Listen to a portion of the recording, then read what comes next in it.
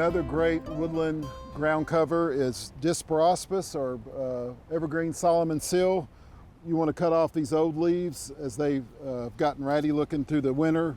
You'll go in and cut those all the way down to the base, being very careful not to cut the new shoots coming up. So there's your new shoots that have come up, and you do not want to cut those off because you're cutting off the new leaves that are coming out. But this whole patch would need to be cut back.